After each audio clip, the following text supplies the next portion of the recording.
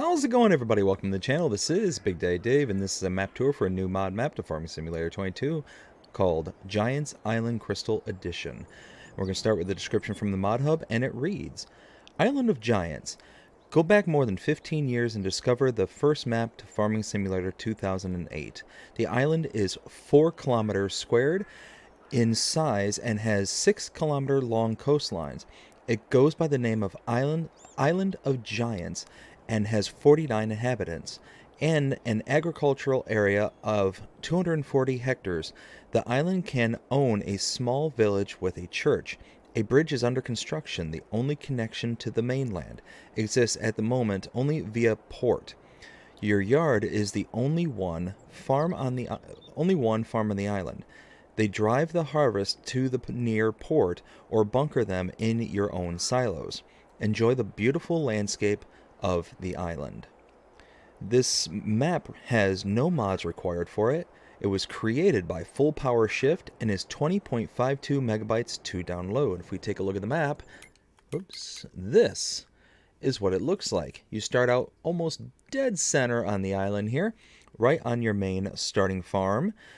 You start out by owning farmlands number 1, 3, and 19, 1 being your main starting farm, 3 being a field that has no product in it, and 19, which is a enclosed grass field but isn't an actual field. Let's see. You cannot purchase all areas of the map. As you can see here, the kind of outer coast here where the bridge is being constructed, the port area over here, the additional island over here. These are all areas you cannot purchase, but you can purchase kind of the interior of the island where the fields are.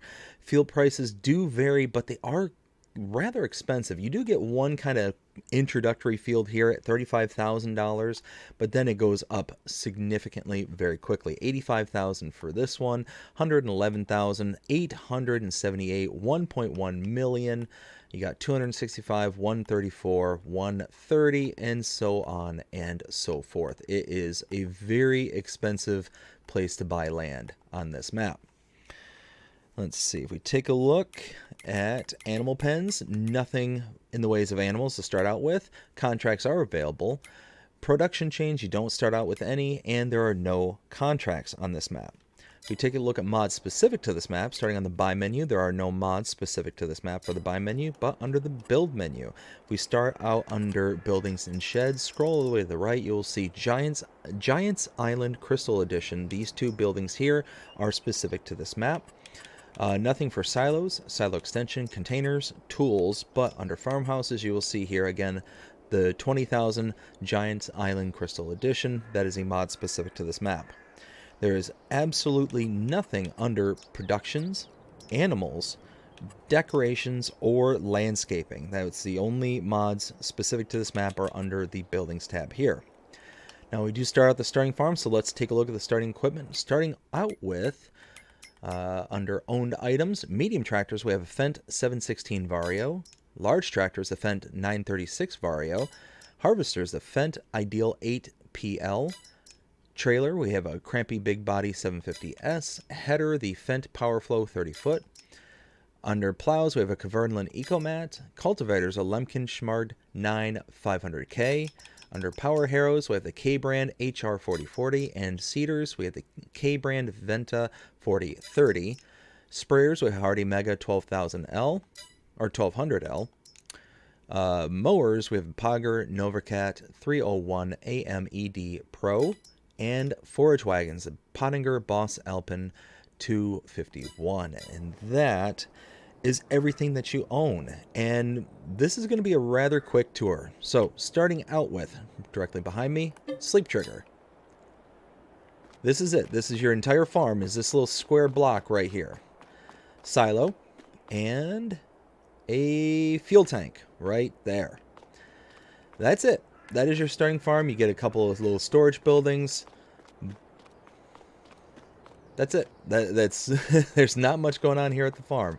Let's go ahead and hop into the big Fendt, and we're going to go for a quick ride. So you can see your starting field is directly in front of you there. And then coming out here, Behind this windmill here is your kind of grass field, but it's not a field, it's just kind of built-in grass. It's just a little enclosed area. Over here, directly in front of me, is the port. This is where you're going to have all your selling points, your buying points for your shop and all this stuff. Yeah, that's it. That's pretty much everything. So let's go ahead and pull in here, and I'll show you everything that's here. So starting out here, we have the selling station 1 with a wood sell trigger right there. The animal dealer is right next to it, and if you want to purchase animals, you come to this location. Well, first you have to put down a pen and pasture because there are none to start out with. But once you put down a pen and pasture, you can come to this location and using this icon right here. That's actually in it. Oh, there we go. So it's actually just off of it. You'll see where it says the open animal dialogue. Okay, well that's good. I'm glad I found that. So you come to this location, you stand over here, not at the icon here, to engage with that. You can then load into, or you can actually purchase your animals directly from this location or at your pen and pasture directly using these icons. If you do this though, you will incur an additional fee. That fee is associated to a delivery fee. So the animal dealer is taking the animals from this location and bringing them to you. Now an adult cow will cost you up to $100 per cow. So it's an additional fee. It costs quite a bit when you extrapolate that over the total amount of animals that you're going to have. Now to save that money, all you have to do is come to this location with an animal trailer, park in the box here, and then using this animal dialogue box, you load your animals directly into your animal trailer, and then you transport your animals yourself. You save that money. So very nice way of saving some money, especially when you're first starting out. Now just ahead of me is the last point of interest. Right here, we have our repair trigger here, shop trigger right here, and that's it. That is Giants Island Crystal Edition. Now it is time to render my opinion and let you know what I think. 0 to 5 scale as per usual. So right now, a couple of things that I like about it. It's retro. It has that very kind of retro feel. Which is kind of unique and nice in that regard, but that's really about all the good things I can say about this map. The kind of pros, or the cons that I think of this map, it's retro. It's retro. Now, me personally, this is my own personal hang-up, this is my own personal opinion. I have a very hard time being on the latest gen consoles or latest computers and all this stuff, and then stepping backwards in time to play on something that was built for a time long ago, kind of thing. That's just something I've always had a difficult time with. So it's one of those where you have all this horsepower and you're not using it, kind of thing. That's my mentality, my mindset to it. So on this one, it really kind of brings that up extremely hard, because I look around and I see a lot of these buildings, and especially over the port, that really kind of stands out, where it's very blocky, very very retro looking. But then you have the kind of, tractors here that are very, smooth and clean and up to date. So there's this clash going on, at least in my brain. There's this clash going on where there's these, retro looks and new looks, and there's no real marrying of the two. So that I have a really hard time with disassociating my brain from it. Other things is that this map is incredibly bright. And along with that kind of retro feel, you also get this very kind of bumpy nature to the roads. It's not smooth. You have these very... I was going through my tour, or my initial walkthrough, and you've got this kind of lip that follows the whole length of the road here. And again, you can see all these little bumps. Every time we reach a new kind of plane, it's a bump and a bump and a bump. And that might be on purpose. That might be just due to porting it over. I'm not sure. But again, you come here and it just looks very retro. And again, part of that's good, part of that's bad. Um,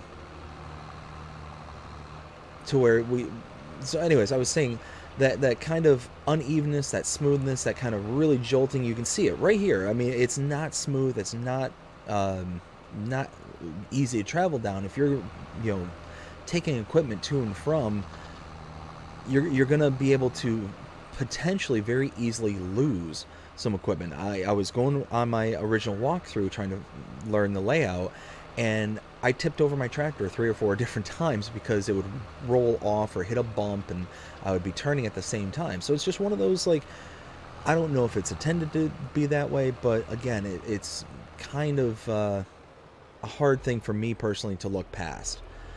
So the other thing is that this map is incredibly bright.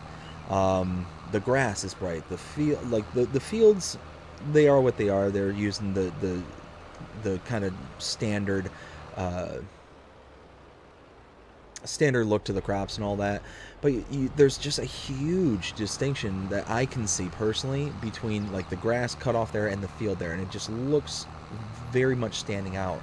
And everywhere you look, you just get this kind of retro look. Now, again, I get it. This is supposed to be a retro map. It's supposed to be a throwback kind of thing. But again, for me personally, again, you get this kind of clash between the modern and the retro. We've got grapes here. And again, these look nice, crisp, clean, very much modern. You get the grass, nice, crisp, clean, modern. But then you look over into the distance and you see the kind of lighthouse over there, and it's very kind of blocked and almost polygonal. Same thing with the boats, same thing with the church that was over there, same thing with the houses just over the hill here. It's very much blocky and retro, and it's this clash that I'm having a very hard time kind of disassociating in my head. I'm having a very rough time trying to really get into the headspace of being able to look at this as